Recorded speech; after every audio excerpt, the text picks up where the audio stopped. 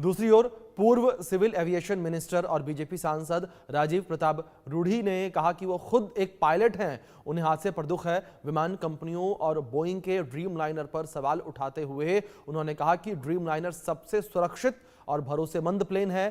फिर भी जब तक पूरी जांच नहीं हो जाती तब तक कुछ भी कहना जल्दबाजी होगी। हमारे सहयोगी रितेश मिश्रा ने उनसे खास बातचीत की। इस बातचीत में उन्होंने और क्या कुछ कहा, देखिए आप।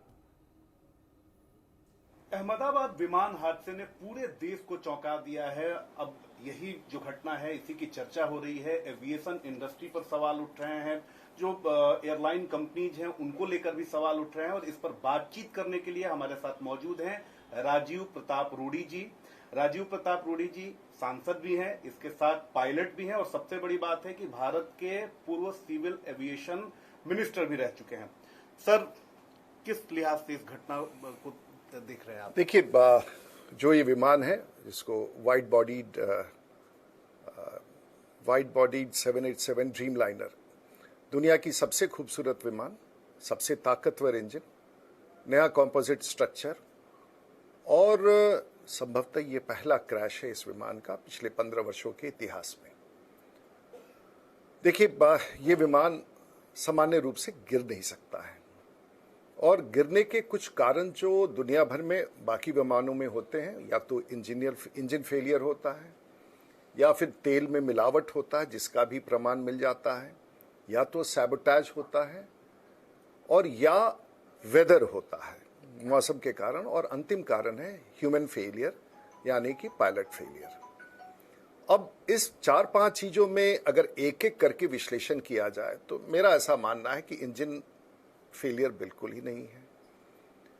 मेरा ऐसा मानना है कि मौसम भी सामान्य था। हाँ, गर्मी बहुत ज़्यादा थी, लेकिन उसके लिए पर्याप्त कैलकुलेशंस किए जाते हैं जिससे टेक ऑफ सुचारू रूप से हो सके। तीसरा है कि सैबोटेज की भी संभावना नहीं है। चौथा, मैंने मौसम की बात कही, मौसम भी सामान्य था, गर्मी का मैंने बताया है। और पांचवा विषय मैंने कहा कि ह्यूमन एरर।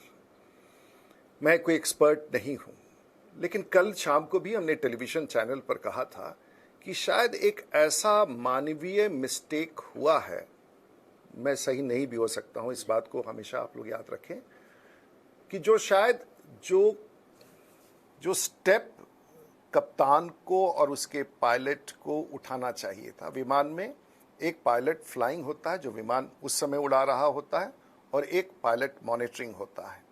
मेरे जानकारी में इस विमान में पायलट फ्लाइंग और पायलट मॉनिटरिंग कौन था इसकी जानकारी नहीं है। फिर भी इस अनुमान से कि कमांडर है, मौसम काफ़ी गर्म था, तो pilot in command pilot flying थे जो कमांडर थे 8 से 10,000 घंटे के अनुभव से, और उनके साथ बाएं सीट पर जो पायलट मॉनिटरिंग था वो लगभग 1000 घंटे के आसपास था। जहाज रोल करता है रनवे पर, और एक बिंदु आता है जिसको हम लोग कहते हैं एक स्पीड के बाद रोटेट करना, तो उसके बाद रोटेट भी करता है और जहाज जमीन से 2.5 डिग्री के ऊपर उठता है, और उसके बाद से जहाज उसी अनुपात में 10 से 12 डिग्री के एंगल पर ऊपर जाता है। जहाज जैसे विमान। फिलहाल इस खास बुलेटिन में इतना ही। आप बने रहें इंडिया न्यूज के साथ।